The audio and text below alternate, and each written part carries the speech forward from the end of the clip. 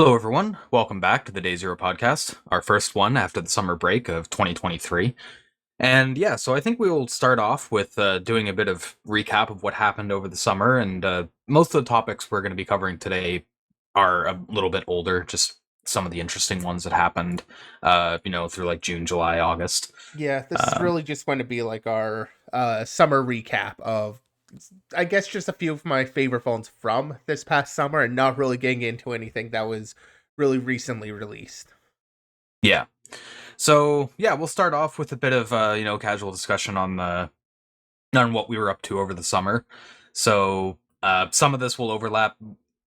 For those who aren't aware, I actually did a stream yesterday, just a bit of a casual reversing stream. So for those who were around for that, you might have some, hear some repeat things. But um, yeah, so one of the conferences that I went to and was speaking at was HardwearIO. That happened in June in Santa Clara, California.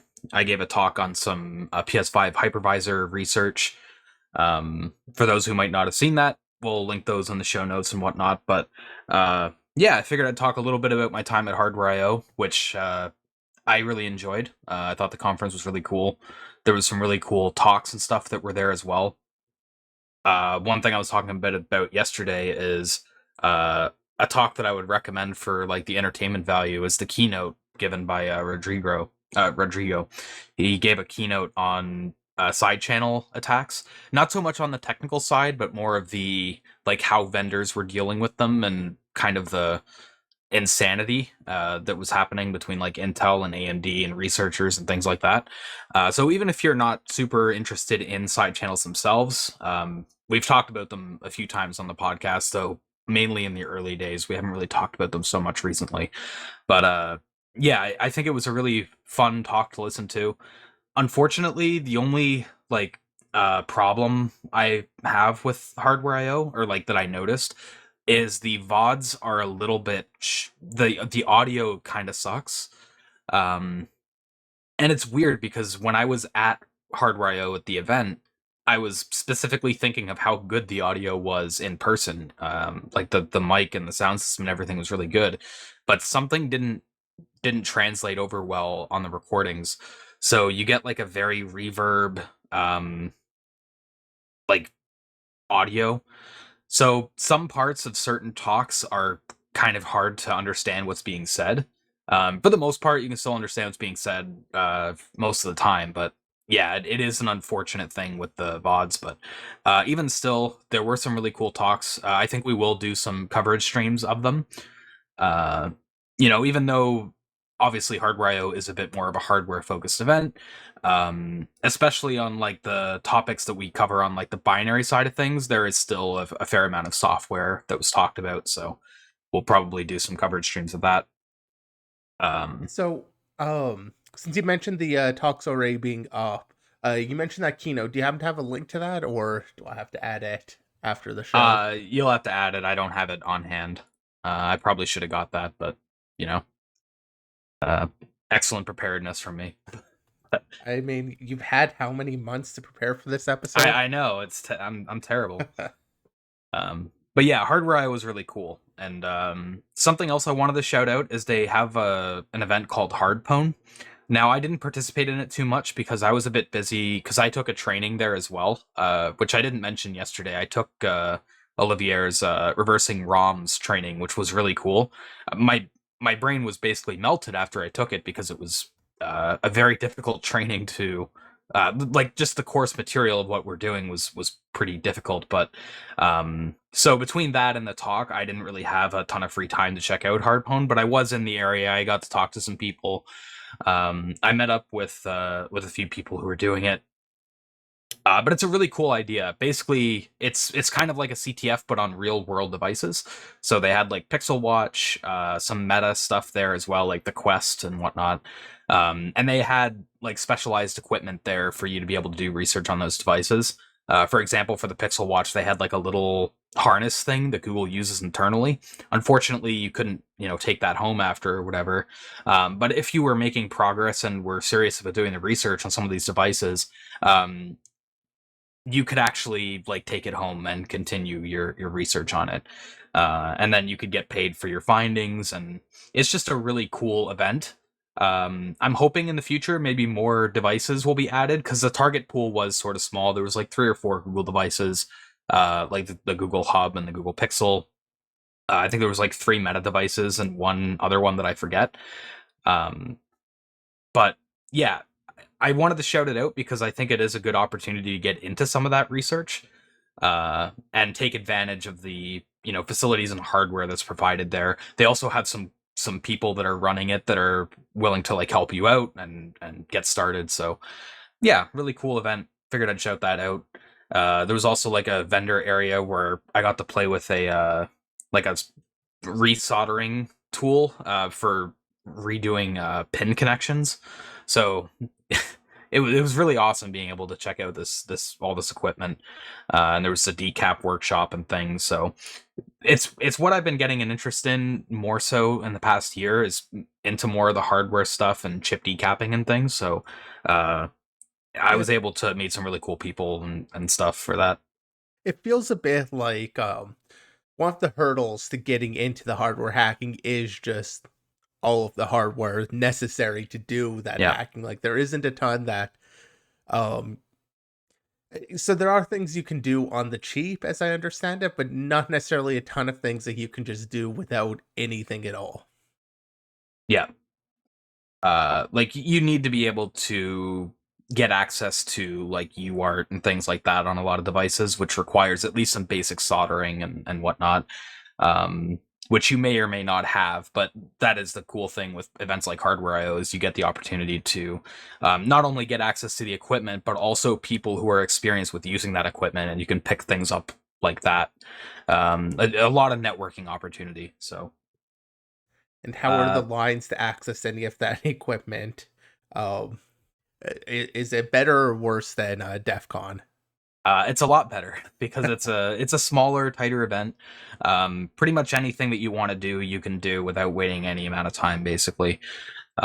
So that's another really awesome aspect of it. It was all hosted through the Marriott Hotel, so you know the eating and amenities and stuff were also really nice. So yeah, anyone who's like wants to get into hardware or that like low level, and is looking for a conference to attend, if you haven't already, if you weren't already aware of HardwearIO or had attended it, I definitely recommend. So it was a very positive experience. Brutamol asks, what kind of tools do you even need to decap a chip? It depends on the route you go, and the packaging. So for a lot of chips and what they were doing the workshop there for, it was all heat based. So using like heat guns. I mean that's pretty much it. Like blow torches and heat guns. Um, you can do like chemical based decapping, and sometimes you might need to do that for certain packages, like the more epoxy based packages, but they couldn't really demonstrate that because you need some pretty dangerous chemicals. They don't want you bringing that onto the hotel property. um but yeah, it depends. Heat is a big one, and it's the most accessible. You don't have to deal with like dangerous chemicals or need super uh hard to get like safety equipment and stuff. Like you don't need a vent hood and all that kind of stuff. But chemical and heat is the most common. I think especially on some of the older packages, you can do abrasive too. You can drill a hole down to the like through the package to the chip, but on more modern, like especially like flip chips and stuff, I don't think that's really feasible. Um, and this was mostly just depackaging. Delayering is kind of a whole other skill set where different tools and stuff are needed. You need a lot more precision. So they didn't really go into that at the workshop, but yeah, they handed out a bunch of the like what are they called? SIP packages, like the more typical ICs you would see with the pins, the legs that go down. Those were the kinds of chips they were reversing, or depackaging. But yeah, there's a lot of different ways you can get about it. Uh, Cooking 900C for 20 minutes. Actually, you can do it a lot faster, and at lower heat. So like the flip chips that I've decapped, you can do it like I think 420, 430 Celsius, and it's like within a few seconds, the package pops off. You just need to meet that threshold with whatever the resin is that's holding it all together. But again, it kind of depends on which chips you're decapping. But yeah, I mean that's pretty much it for HardwearIO. It was my first time giving a talk, and they were very like accommodating. I was pretty nervous about like stupid stuff when I was about to give it. I was like, what if, I need to know like where the microphone should be positioned and just dumb things like that. But the stage host took care of all that, and it was pretty painless getting that all set up. So yeah, Guessing you I had don't a have a really link to your slides or your presentation either. I did have it yesterday. I don't have it today, but again, that'll be in the show notes. Well, yeah, I'll get it in there. Yeah. Uh, and yeah, the other thing too that I was worried about was like, because my time slot got shrunk a little bit, so I was originally supposed to do a talk for a 45-minute stretch, and then I think a talk got added, so mine got cut down to 30 minutes. So one of the things I was worried about was like, oh man, I really don't want to have to run over into somebody else's slot or something. Um, like I was worried about things like that, but the organizers were like, "Oh, don't even worry about that. If we have to cut into the break a little bit for the next talk or whatever, just don't worry about it. We'll do that." So, uh, yeah, like, it was very very painless compared to what I feared it might be for giving a talk, especially for my first time. So, yeah, I will be going to the next Hardware IO USA though. If I can get there, I'll definitely try to make plans for it.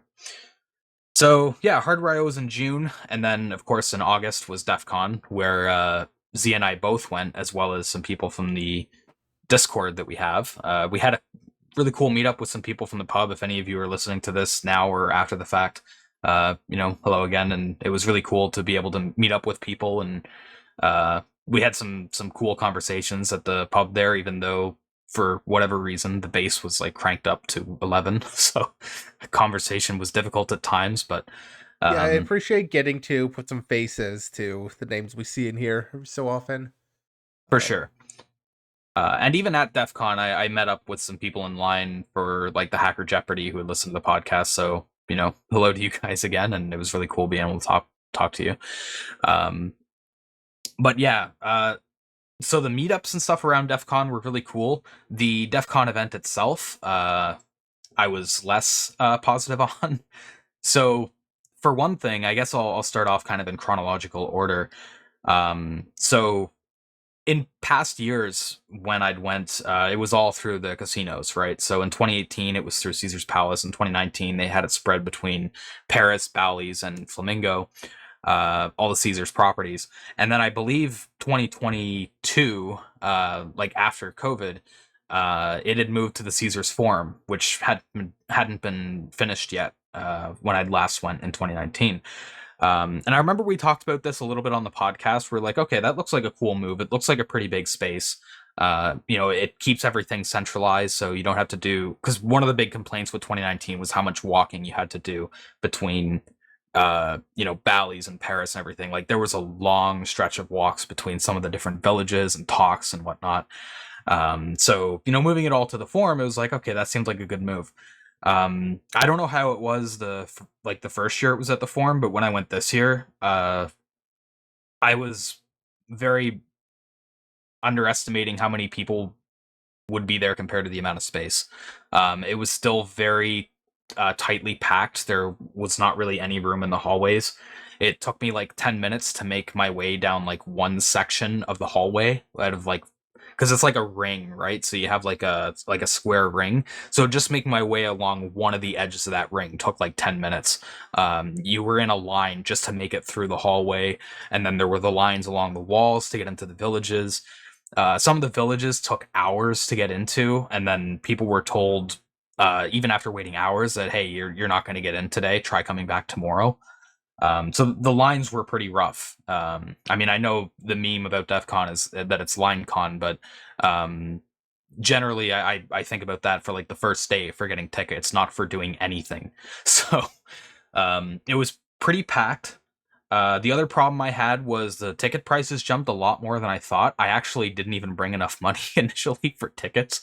Um, because I was remembering in previous years, like I think in 2019 when I went, it was like $280. So I brought like $400 in cash, and then when I got in the line, I was talking with people around me, and then they were like, "Oh yeah, it's $460." I was like, "Wait, what?" I didn't know it went up that much. So I had to go back and get some additional money for that.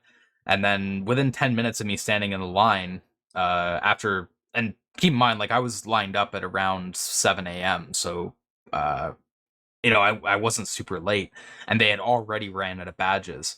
Apparently, they had some difficulties with the badge manufacturer, so they didn't get a lot of plastic badges, especially if you didn't, order online ahead of time. If you went into the cash line, most people didn't get plastic badges. They did have an exchange afterwards, but even then, I don't think a lot of people got the exchange their paper badge for a real one. So that kind of sucked. It feels really bad to pay almost $500 for entry into DEF CON and then not even get a like to get a paper badge. Well, So to paper be badge honest, when you're lined up there, I mean, 7 a.m. is a relatively relative early. late lineup. Like in terms of what I remember from doing LineCon before they had like the prepay system. It's You know, later than I'd gone before. I woke up a bit later than I'd hoped, but still, like generally, if you line up before like 10 a.m. or something, you get a real badge in the past. oh yeah, like you'd usually get a real badge for the first day, like even if you basically didn't line up.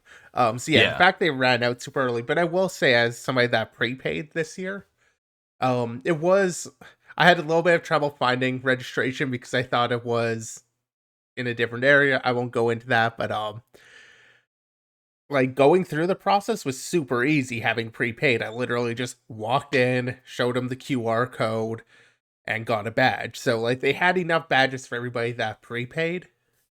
Mhm. Or it seems like they had enough badges for that, but if you didn't prepay, they really just didn't have enough. Yeah. And so like I guess it was kind of implied that would be the case. Like if you prepaid, you had more of a like dibs on the real badges. Part of the reason I didn't though is I like the experience of going through the line for like the cash line for tickets, because I've had some really cool conversations with people around me. Just learning about what they do, talking a little bit about what I do, and you kind of expand your horizons on what's going on. Yeah, it's fun So for I like networking. going through, yeah, so I like going through the line, and it felt like if you went through the cash line this year, you were kind of punished for it. Now, like I said, there was a reason for that. I think there was a talk given about the badge process, and I didn't look at it because I figured I'll hold off on that until we do our coverage streams. But it sounds like there was some problems that happened with getting the badges made, which contributed to that issue. Um, but the badge isn't everything. Like some people were like, you're not paying only for the badge, right? Which is true. But when you're getting into the neighborhood of $500 for DEF CON, which, let's be honest, DEF CON isn't really like the events that are happening at the conference are generally not why you're going to DEF CON. You're going to DEF CON to network with people, meet up with people, and drink mostly. You're not really going for uh, the talks generally, unless it's maybe your first year or something. I feel like so $500 feels pretty premium for like what DEF CON is. Like that's more expensive than like CCC, which I feel like gives a lot more value. Um, and which hopefully that runs this year, but I won't go off on that too much. But yeah, so the ticket prices, and then combined with how tight the spaces were and people waiting hours to get into villages, all to be told that they couldn't even do them that day. um, DEF CON felt like a much more negative experience this year compared to past years that I've went. Now, obviously, I haven't went to as many DEF CONs as you have, Z, so maybe And you have a bit I've of a had different opinion on it, but I've had kind of a spotty record when it comes to attending. Um, some of my first DEF CONs though, like the line con aspect was not a big deal. Like it was that first day, you're getting in line, having that line con. That was line con. It wasn't every time you want to do something you have line con. I think there were like a couple events. I want to say like maybe Hacker Jeopardy had a line too and stuff, but like generally speaking, you weren't waiting in line during my kind of first DEF CONs, which were in like the early 2010s.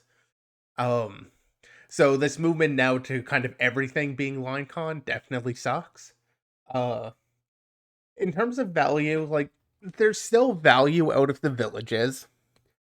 We were talking about this on stream yesterday, and I kind of feel like some of the villages would be better if they didn't run their own talks. If there were the main talks for DEF CON, and then the villages were focused on like that hands-on practical experience with whatever the village is about. Because like if you went up to like the lockpicking village was great because it was basically just a bunch of tables with lockpicks and locks out at them. Like there wasn't, I don't think they had any section really held off as like here's half our area and it's going to be dedicated to people having a talk at it. Like you know, AppSec Village was like half. I think about like half of it was dedicated to a talk where it's like I feel like the villages are still pretty valuable, but you have to be able to get in there and ask questions and do all of that. And I don't know. I mean, my opinion is just the talks kind of take up too much room. So either they need more space, which is always an issue with DEF CON, or do some of those things to make more space. But in terms of like the practical value, once you're in there, there's still some great value to be had. It's just it can take a while to actually get in there at times. Or you might not get in there, like depending Yeah, on that where you too. are in the line. So Oh no, I enjoyed DEF CON, but mostly for everything outside of DEF CON.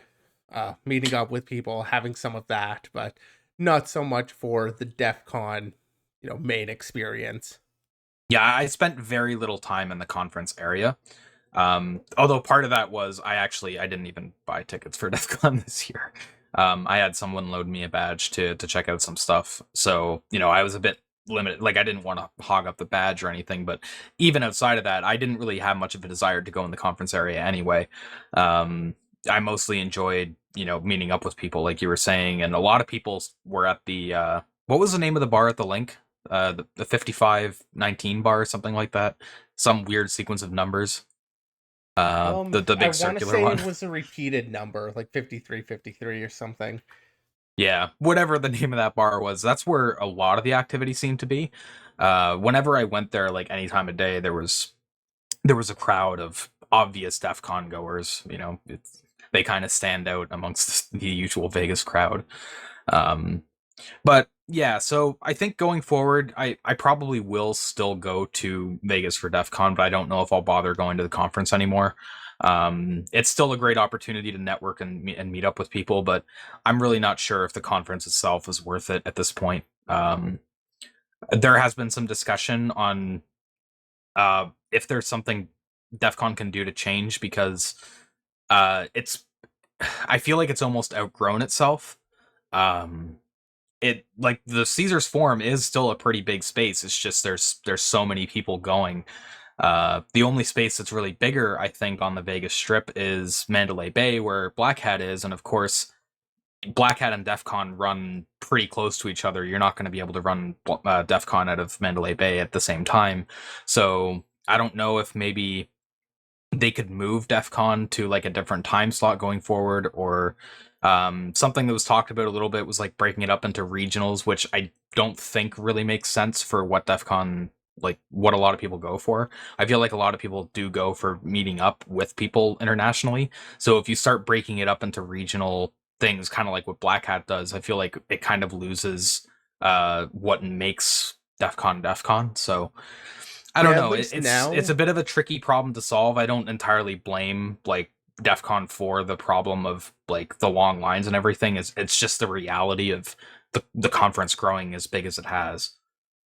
Yeah, I mean, at least now, DEF CON is not like that small, quaint hacker meetup anymore. It is just kind of a major event, a major meetup.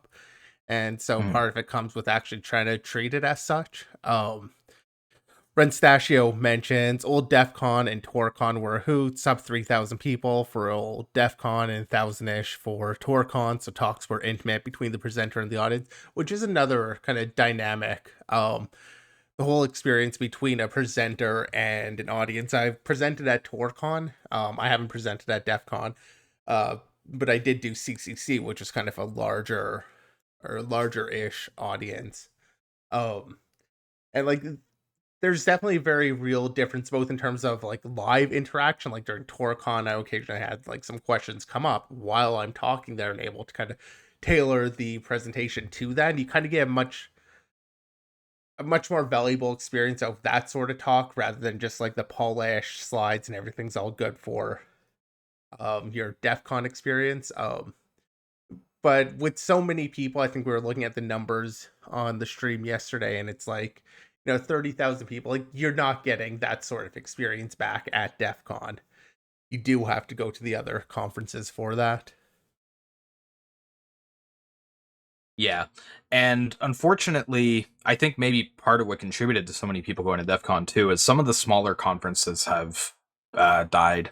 COVID killed a lot of the smaller cons, and even some of the villages and stuff that happened at cons like DEF CON. For example, like Sky Talks didn't run this year, which, kind of sucks that you can get some really people that I knew who went to DEF CON were bummed out about that. It's a pretty popular, you know, uh, village. So Yeah, although for part of that, like DEF CON did run the some off the record talks also. Like that was more the war stories off the record, but so it doesn't quite capture the same way Sky Talks was, but captures a bit of it. mm.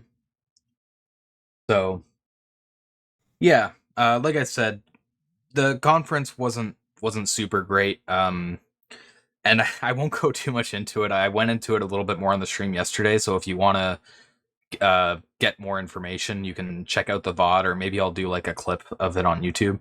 But my experience surrounding the conference in terms of the logistics of getting back were also quite terrible.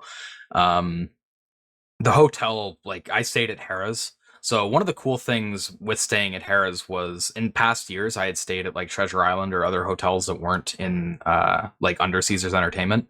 So staying at Harrah's, I was able to catch bits of talks here and there on the DEF CON TV, which I hadn't gotten to do before, so that was pretty cool. Outside of that, like everything with Harrah's sucked.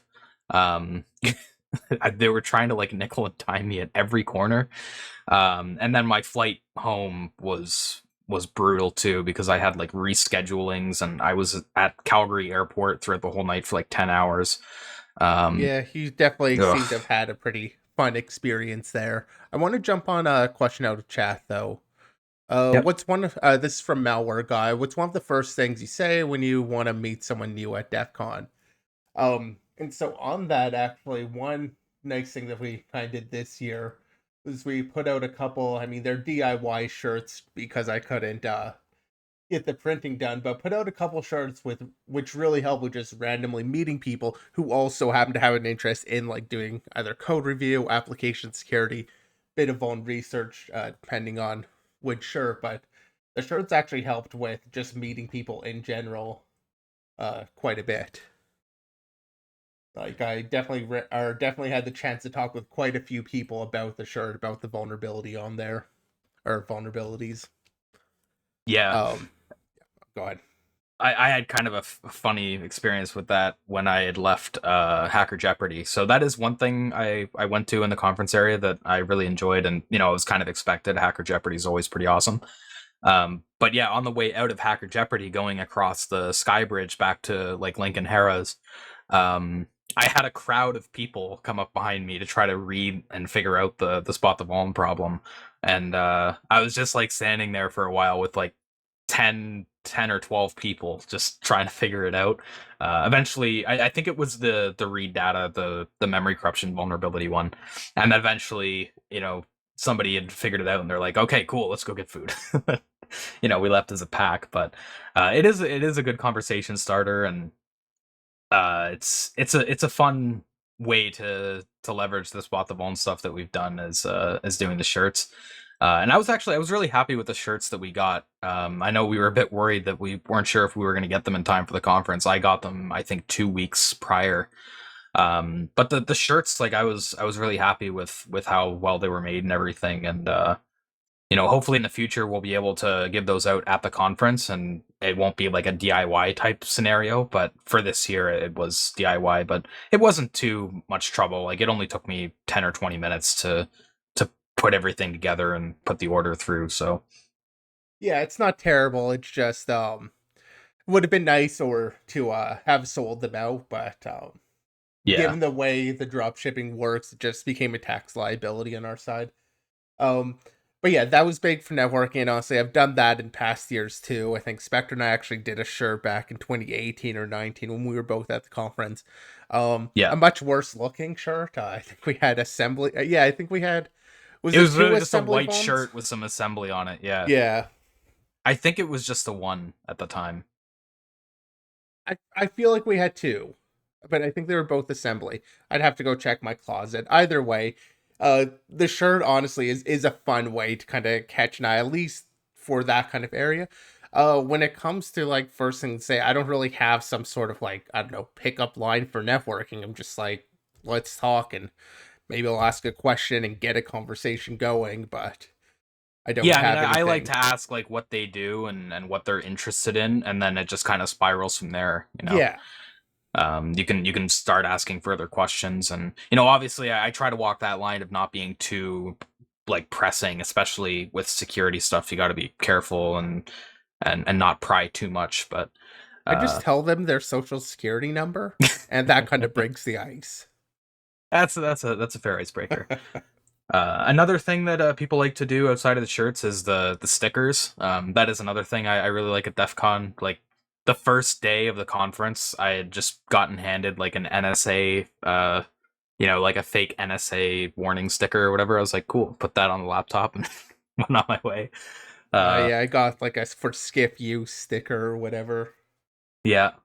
We were hoping to maybe do some stickers this year, but we'd thought of it too late, and I think the order time would have been we wouldn't have got them in time for the conference, so we just Yeah, skipped it. I kind of ended up putting off, did some designs, put it off, and then like when to order. And I think their ordering site was just really unclear about whether or not, because they listed their shipping time, and it seemed like their shipping time probably included turnaround time, like the time that they actually spent working on it, not just shipping.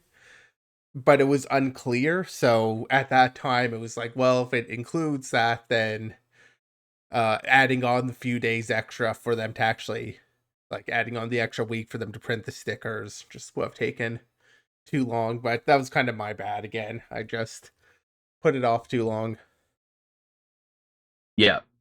So, like I said, it was really cool being able to meet up with people. That's what I mainly go for. I even got to meet up with some people I talk to fairly often on Discord, and it had been a while, like 3-4 years because of COVID put a stopper in all of that. Even after COVID, people were reluctant to go to conferences. So this was the first year I think that the crowd had really recovered a lot, with people being willing to fly out again and stuff. Uh, but yeah, it was unfortunate some of the stuff that happened around the conference too.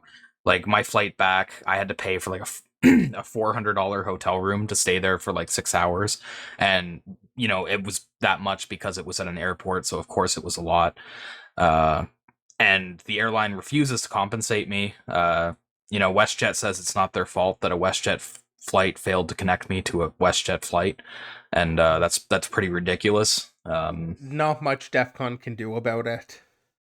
No, but hey, the $400 I saved on the DEF CON tickets went to the hotel room, so I guess it all worked out.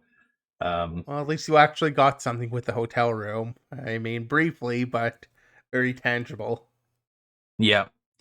Although, I got the hotel room and I was able to rest a little bit, but I didn't have any of my things because my luggage got sent on the plane that I should have been on. So, that was really awesome. But yeah, I won't go into that too much here because it'll make me mad again. You can Yep. just check out the clip that I'll put up of that from the stream yesterday. But yeah, so um, pretty cool summer overall though. Between the two conferences, I had a good time. I was able to work on some other stuff. Um, got to put some work into some PlayStation stuff as well, as some of you who are here might know. I put out like a data only thing for decrypting files on the PS5, which is pretty useful for reversing. So yeah, I was able to get a fair bit done over the summer, and it's cool to be back though.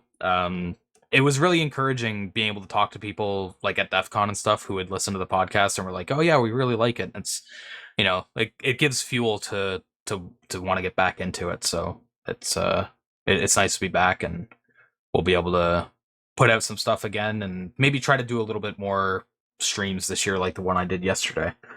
Because it's fun interacting with chat and We such. say that like every I say year, that all the time. I know. and But it hey, is at least true. this year I kept it true. By within Technically like 10 true. hours of the podcast, but it was technically true. Yeah. Yeah, technically. I mean that's the thing. I'd like to do like more content, more video, more streams, all of that. It's just all of that stuff takes time, which right now kind of goes towards working. But if the podcast were in a better situation, would probably consider doing more of that content. But for now, it's more just where we prioritize time, I guess. Yeah, Um, it does add a bit of overhead. Although the streams like the one I did yesterday are fairly, outside of the time actually doing the streaming, it doesn't require a ton of prep work. So, yeah, that's why I'm hoping to do some more of those. It doesn't have too much overhead, so and people seem to enjoy it. So yeah. So I guess before we jump off the DEF CON topic, and we've been on it for a good like almost 40 minutes now. I figured could mention at least a few of the talks that are worth checking out. Big one and that for is one me. thing I will say is it seems like the talks that DEF CON had this year were quite a bit like there were a lot of talks that people liked compared to some past years. So I do want to shout that out because where I was kind of being negative about DEF CON, like it seems like the talks and such were pretty well received this year. But yeah, sorry, go ahead. Yeah, I'm just going to mention like a couple of off the top of my head here. Big one that I actually wanted to attend and went to was the talk by James Kettle, which was the Smashing the State Machine, True Potential of Web Race Conditions, which could have even been a research topic for like this episode.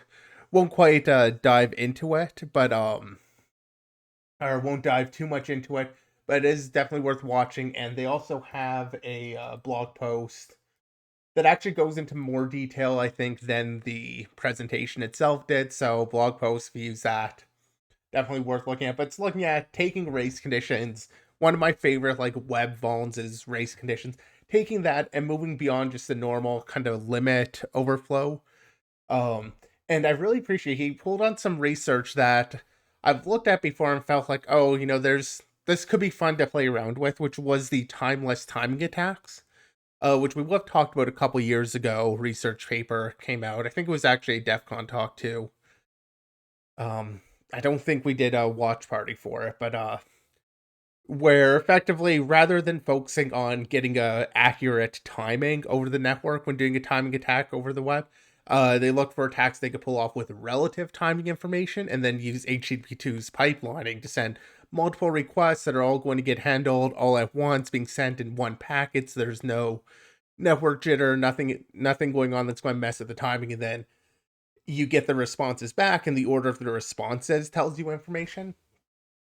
So he took that idea, and instead of going for a timing attack, use that as like his single packet attack to send one request or one packet containing multiple requests, and then with those multiple requests can try and hit certain very small windowed race conditions, looking at cases where you have like a partial object construction where it's partially creating something. A lot of them had to deal with when a database is being used and it's not using transactions but using multiple queries, so you can kind of get some other requests in the middle of creating something or in the middle of updating and just mess around with that.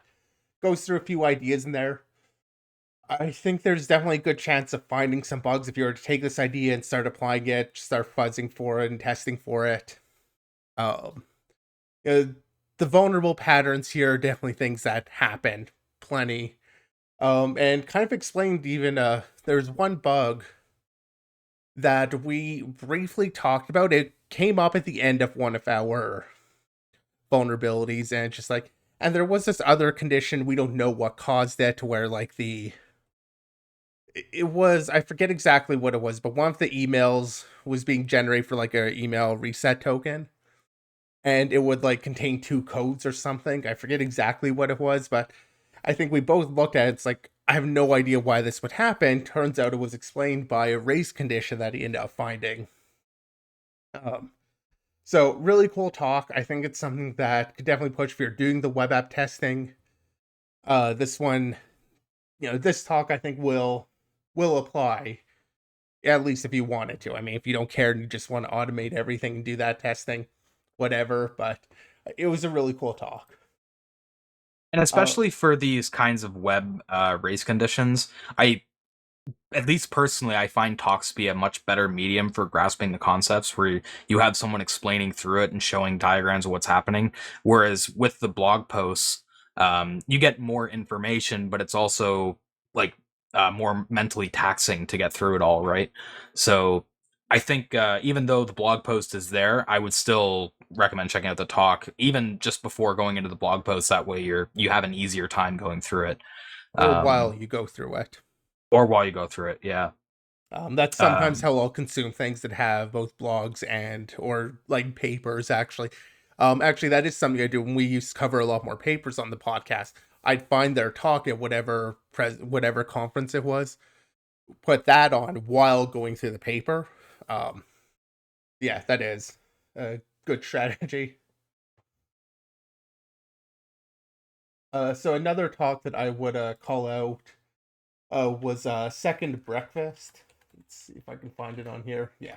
Second Breakfast, implicit and mutation based serialization vulnerabilities in .NET. If you're looking for those serialization issues, a lot of times we tend to focus on cases where an attacker can control the serialized data itself, so like that serialized string, that data that's going to be deserialized.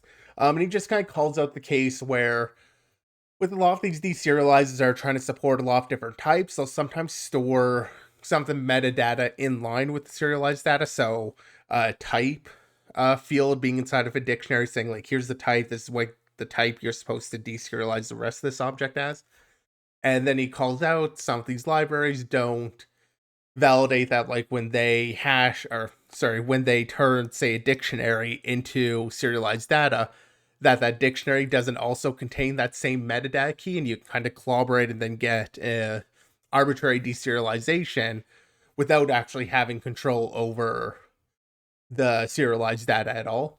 So I thought that was kind of an interesting talk, just a kind of shift in perspective on looking for the serialization based issues. In particular, he's talking a lot about .NET. Although I've seen this paradigm in Java with like Jackson and stuff too. So there's probably other places you could pull this off. yeah, a And talk then that oh, sorry, did you have no, another go talk you ahead. want to get into? I was going to go to one more talk, Okay, go which ahead. I'll is get mine afterwards. kind of small, but LLMs at the forefront, of large language models at the forefront, pioneering the future of fuzz testing in a rapidly changing world. A very big title there. And just talking about an application of AI that I think is actually pretty reasonable. So I often end up talking about AIs like, in a lot of cases, AI is kind of doing something non-deterministically that we can already do deterministically. Like if you have the right test case, you can test for certain vulnerabilities and you don't need AI to come up with some like random test case to just tossing your application. This, although I mean, AI does provide scale, and there's other reasons why you might do it, but that's been my general feeling. And he calls out here using AI as the source of fuzz test case, like using it to write code, which we've seen. These large language models have been really good at generating code. Now, if you're using Copilot or something, does a pretty good job of taking your code base and figuring out how to call it and figuring out how to do things with that, and just abusing that into fuzzing it. I hadn't really thought about. I'm sure other people have. Actually, I think Google put out a post very similar to that a couple weeks ago that we'll be talking about on tomorrow's stream. But I thought that was at least an interesting perspective on using the language models and hooking them into the fuzzing. The talk that I'd liked, that I'd listened to yesterday actually, was Ring Hopper: How We Almost Zero Dayed the World, by Benny Zeltzer and Jonathan Lusky. So it's a little bit more, well, not a little bit more. It's very like binary focused. They talk about system management mode, or SMM, and how they managed to compromise that. So if you're into more of the binary type topics, I think that could be a very interesting talk. Um, Part of why I like watched it and was into it is that that ties into the areas that I've been looking at pretty well with like the PSP and stuff. Not quite the same level, but fairly adjacent to it. Uh, so yeah, that was a talk that I had enjoyed. There are a few other talks that I would like to check out. One that I mentioned earlier was the badge talk, for example, which is less technical but more of like a meta level talk. And I suspect we'll cover some of those talks in streams. We don't know when we're going to be doing that yet because we've got to like peg a time down and choose which talks we're going to cover and whatnot. But as always, we'll announce it on the podcast and in the Discord and whatnot when we're going to be doing those. So just keep a lookout for those. And something I did want to mention from chat was Anastasios said just a suggestion for perhaps hanging out in smaller venues with your local peer groups. Check out B-Sides. So B-Sides is something that I've been wanting to check out for a little while. I just haven't really gotten around to it, I guess. There was another one that I think isn't running anymore that I was going to check out, and I was like, oh, it sucks it's not running anymore, but I can't remember the name. It usually runs in Vegas after DEF CON, I think. Does that ring a bell for you, Z? The other Vegas one I think of outside of the main two, I mean, I'm assuming you're not talking about Black Hat. No. Outside of the main two is B-Sides Vegas, but that usually runs before DEF CON. And that still it's not runs, so it B-Sides. wasn't canceled.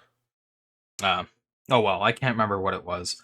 I guess it's not really relevant anymore anyway if it was canceled. But yeah, I do want to check out some more smaller conferences and whatnot eventually.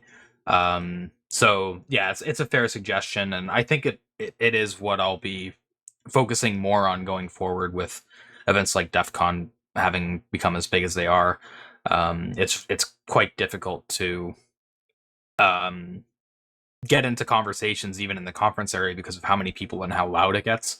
It feels like I don't really like having to shout to people to talk to them, and that kind of issue can be avoided at the smaller conferences. So I think that's where I'll be aiming for in the future. Yeah, when we were working on that binary exploitation training, I was kind of hoping that we'd be able to use that to get in just on some smaller conferences, maybe more technical, but use that. But then it's like, the US doesn't want us working there. Therefore, the entire US market is kind of out. And, well, the Canadian market and the Canadian conference scene isn't exactly booming. I think even applying there is a Canadian market for that is stretching it, unfortunately. Maybe in the I future that'll mean, change. dojos at like CanSec West would get that CanSec West technical. is pretty much it, I guess. Yeah. I don't know. I wanted to send it off to Hackfest, but they didn't even announce that they were doing a CFP. They just all of a sudden are like, here's all for training. So missed out on that. Yep. And then the only other conference I really think of here that does training is Sector, which is trainings by Black Hat. Mm-hmm. But the entire US market just kind of is out, and that's a lot of smaller conferences That's that where a we'd lot of also them be able run. to Yeah. get to relatively cheaply. A flight across the ocean isn't too good for saving money. True. But yeah, I mean that was pretty much everything that happened over the summer. We spent a bit longer on the summer segment than I thought we would at almost 50 minutes, but there was a fair amount to talk about. Unlike in past years where we didn't go to any conferences because for obvious reasons. So this is I guess making up for that in a sense. So yeah, I guess we can move into our topics unless you have anything else you want to add, Z.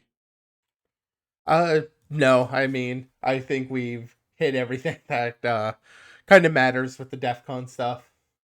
All right, cool. Now So drama. And now drama. Yeah. So our first topic, we have the classic of fun stories and drama around CVEs. So this was published by Daniel Stenberg and is about a CVE that was effectively a refiled bug for an existing and already patched curl issue.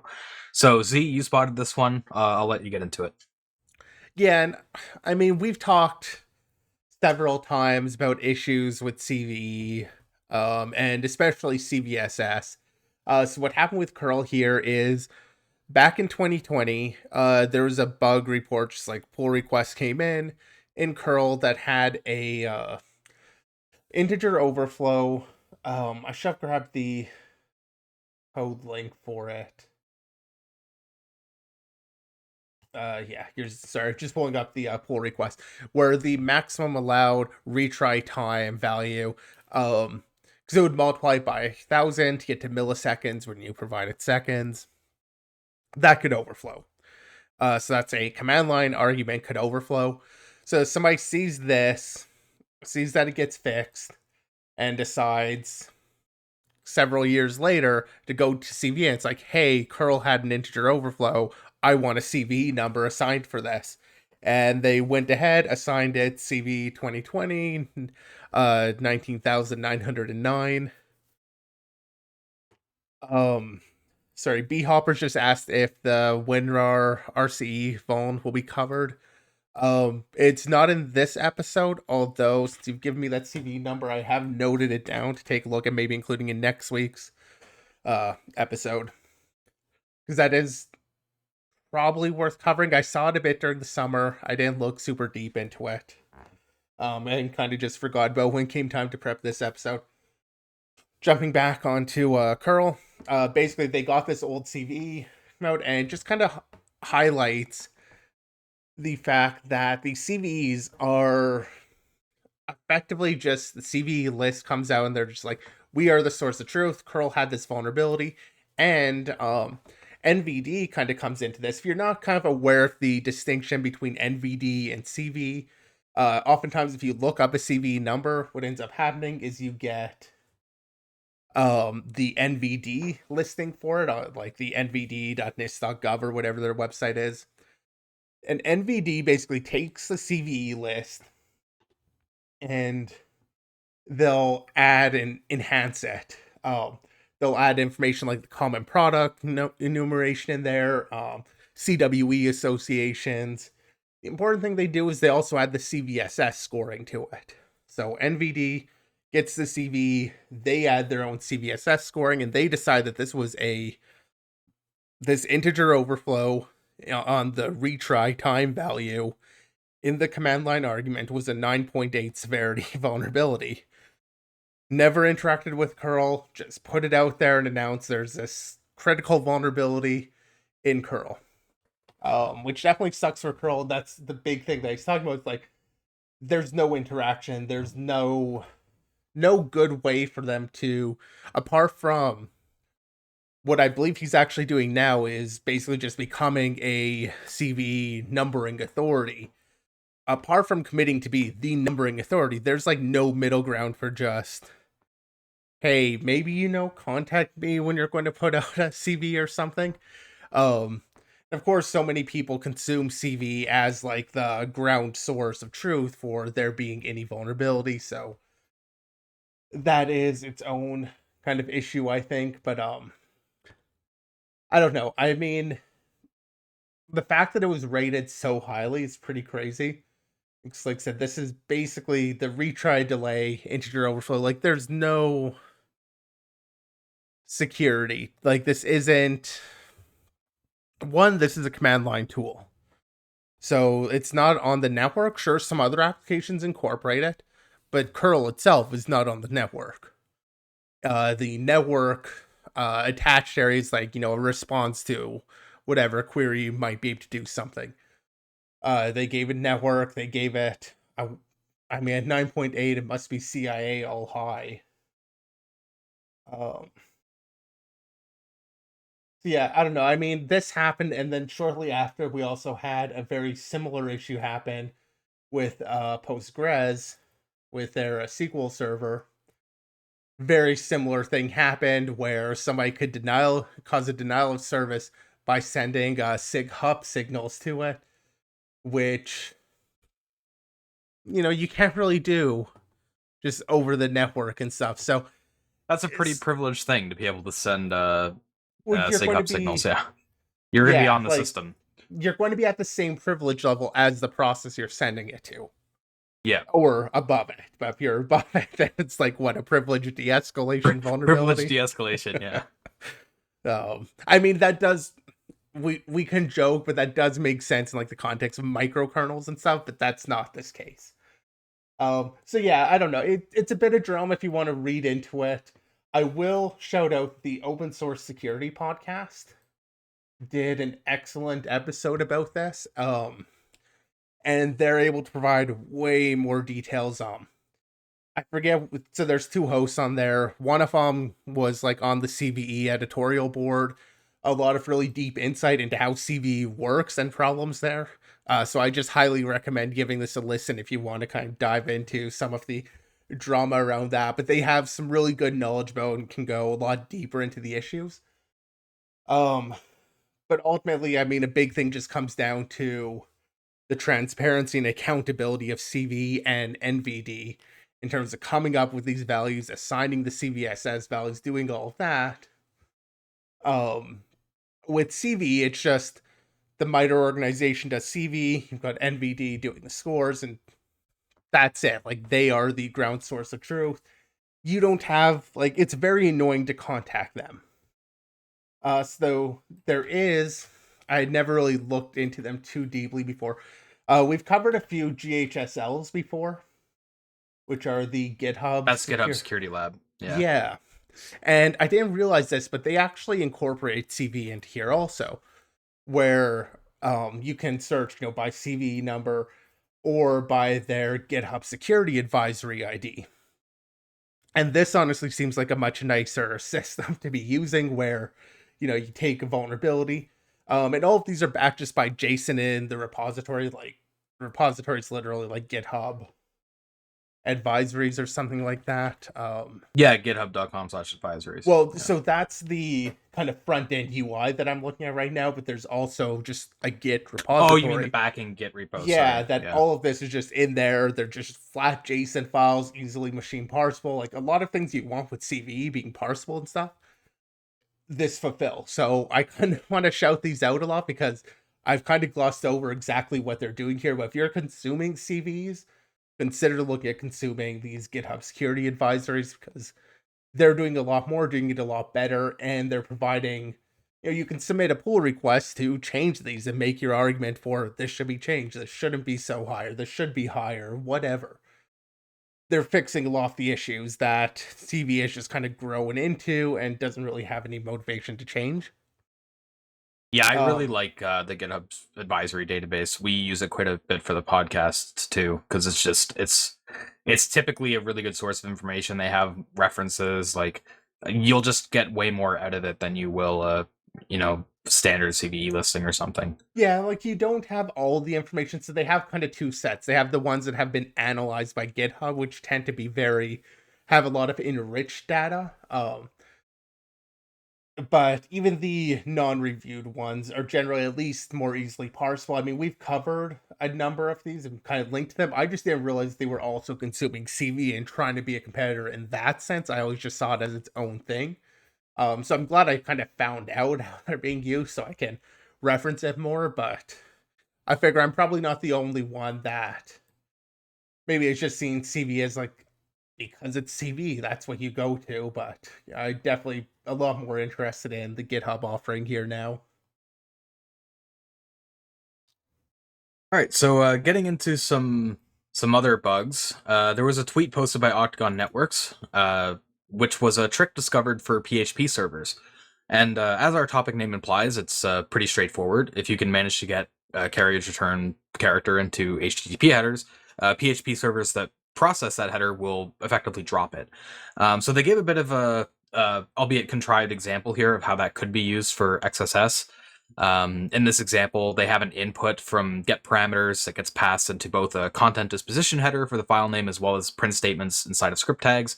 Now, normally, because of that content disposition header making an attachment, that wouldn't yield XSS. But if you pass this, the carriage return or %0d in the get parameter, that header is dropped and thus allows the print statements to give cross-site scripting. So it's kind of a fun issue and could be applicable in certain scenarios. I believe Z dug into the code and the PHP interpreter that's responsible for why this actually happens. So I'll let him jump into that here, but just Yeah, kind of a good thing to be aware of. and I'll mention, like, You say it's kind of contrived. Yeah, the example here is contrived, but having control over like the content of the content disposition header absolutely happens. And so what I thought was interesting here was this was something that I knew PHP did this. I knew if you provided basically the way you add headers in PHP, they just have this header function. You provide the string that contains like your header that you want to actually have sent out. And I knew PHP div where if you send in like a new line, it's just going to be like, hey, I don't like that, issues you a warning, and backs out. Doesn't bother adding the header.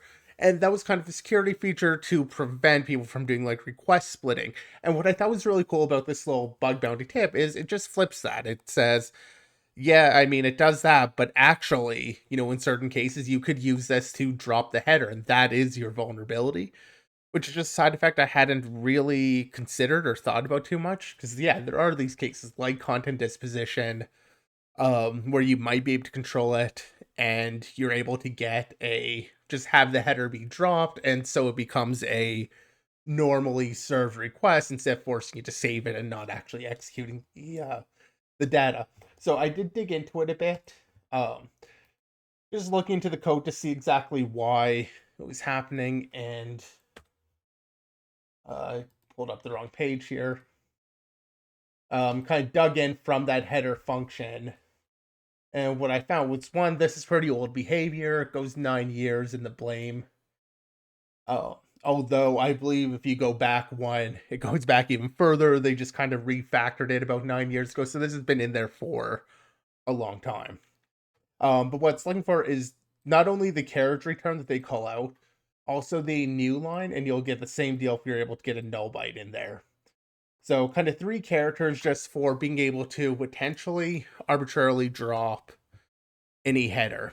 So how you're going to abuse that, I don't know, but that definitely feels like the sort of thing that it's nice to be aware of as an option.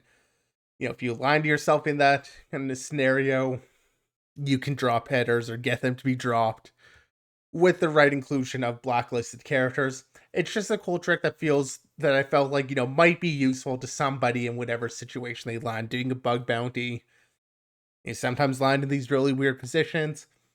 This might help you out, but on its own, it's not like a security vulnerability. Like, you wouldn't read the PHP source code and be like, this shouldn't exist, because it is solving a problem, but it's creating something different depending on how you use it. It's just one of those hidden behaviors where somebody who's writing PHP, a developer using the header function, might not even be aware of its existence and thus wouldn't be aware of the implications of it.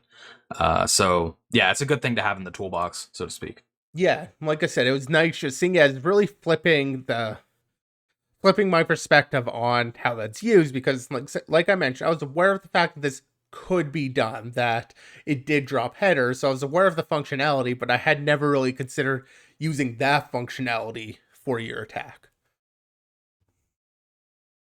So, out of Asset Note, we have a topic that we love to revisit on the show, and that's the misuse of encryption or misapplication of it. So, this blog post is titled Encrypted Doesn't Mean Authenticated, and is a bug that leads to RCE and ShareFile, which is a secure file sharing service.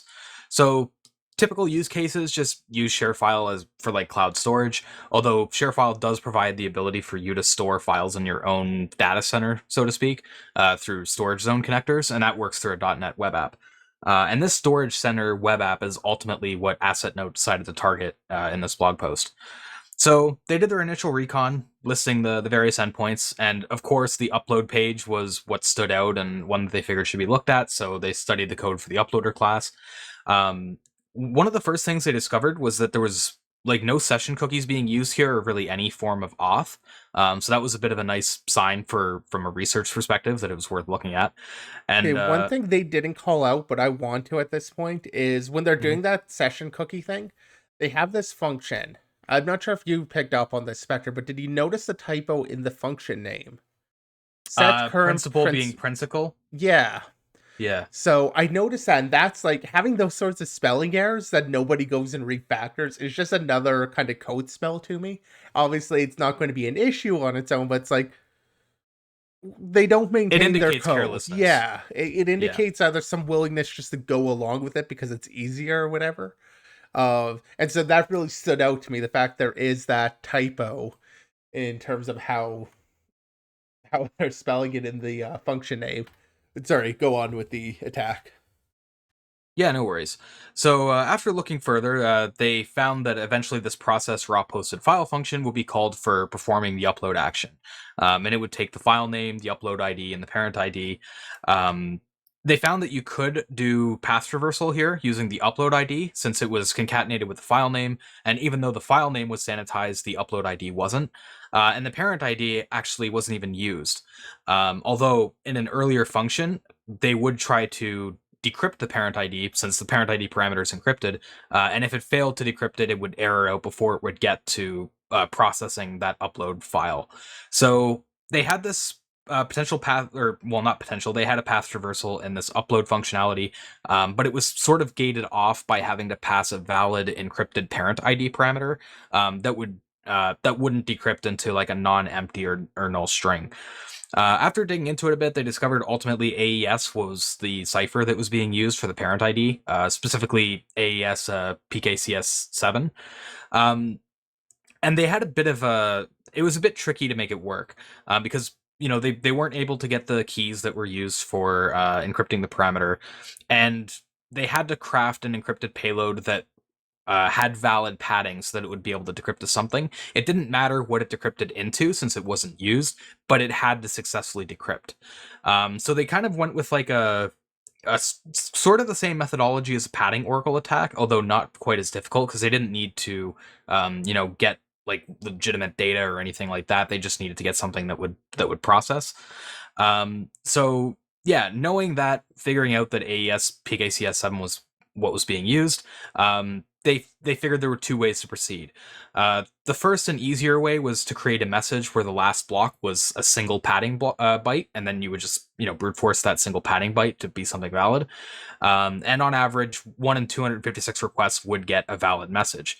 The other way that they ultimately went with, which was a little bit trickier but made it more successful, was taking advantage of cipher blockchaining. So, for those not super familiar with AES, AES is a block cipher. So, for example, in like AES 128, each block is 128 bits and will go through the AES process. But the sort of problem with that on its own is the blocks will always encrypt to the same ciphertext with the same plaintext, which could be quite a problem, especially when you're talking about like larger files with sections of null bytes or something like that. So to deal with that, AES has modes. One of the more popular ones is cipher blockchaining or CBC.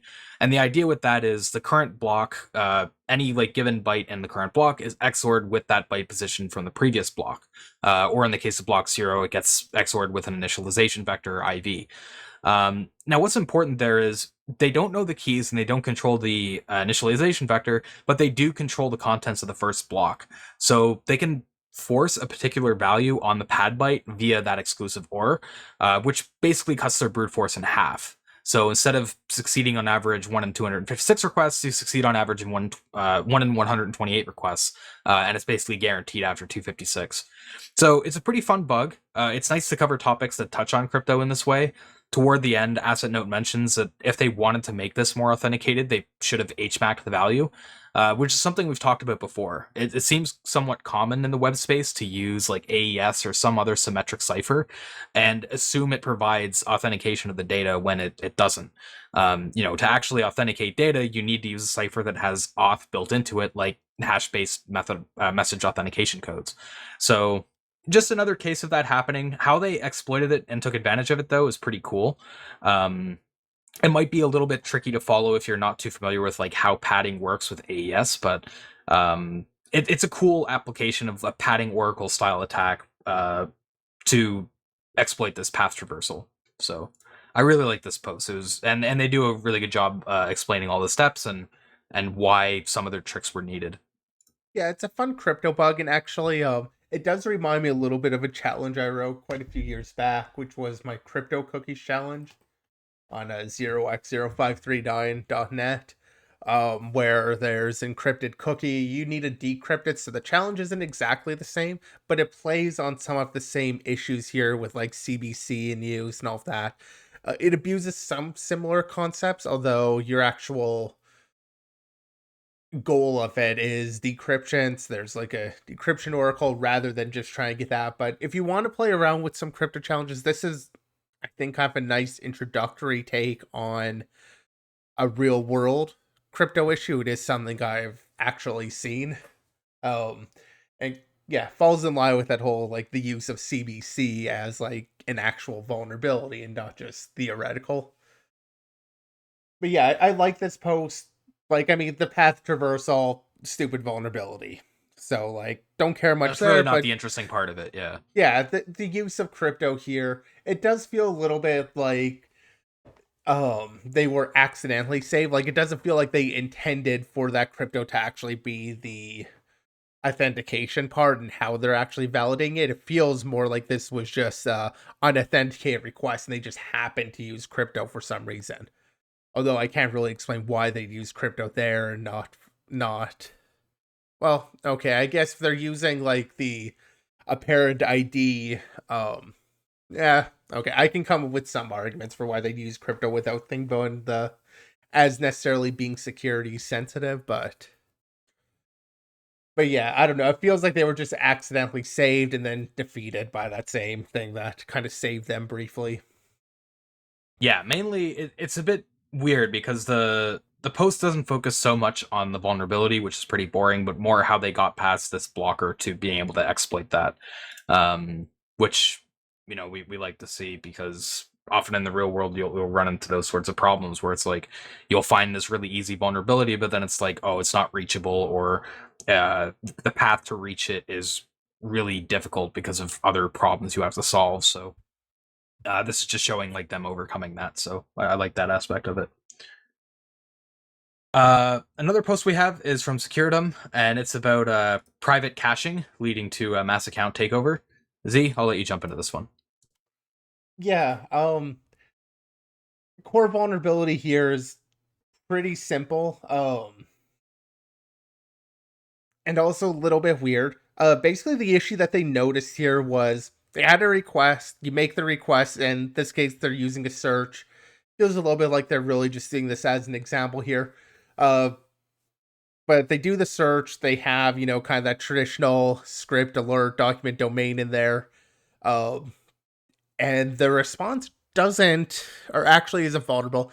It echoes back like this escaped script tag. So not exploitable there, but what they noticed was that there was a cache, and when it got fetched from the cache, so if you made this request twice, the second time you did the same search, serves it out the cache to prevent, needing to do the whole lookup, expensive lookup again, serves out the cache, and that second time it would be served unescaped.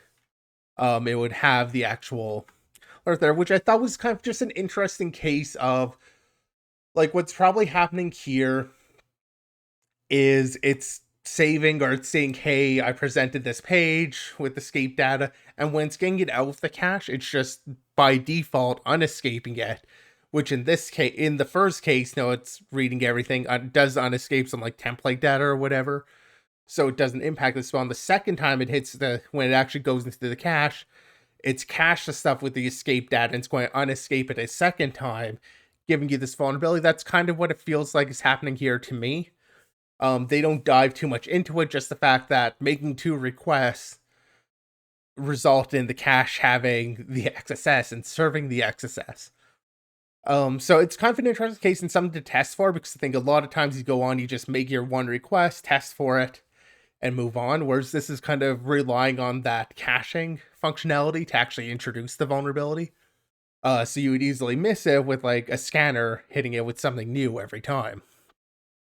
So worth at least paying attention for.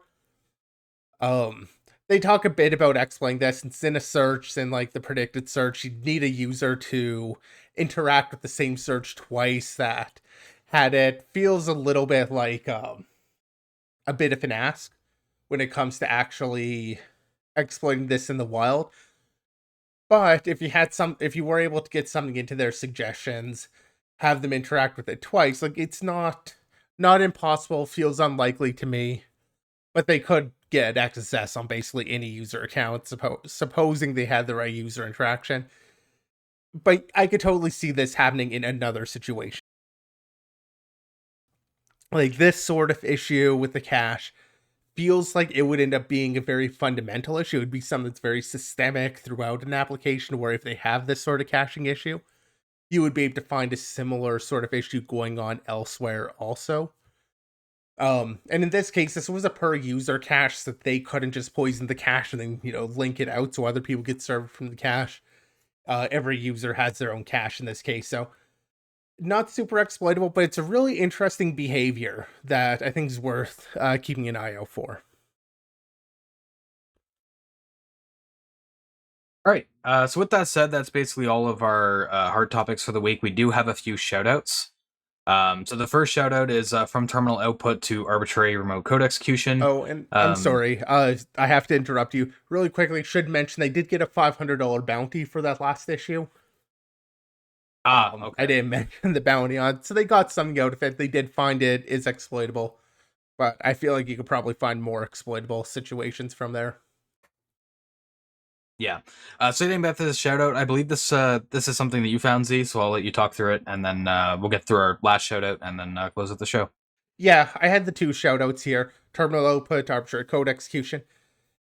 It feels like the sort of thing you're probably not going to find this on too many of bug bounties, where you're getting the terminal output into a live shell like you need in this case.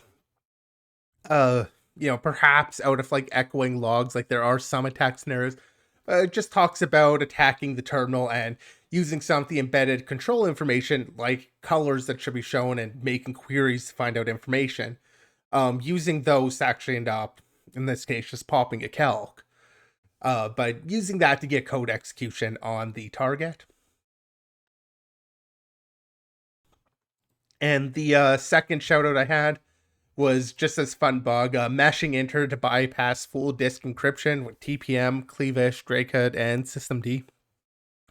Pretty much what it says on the title.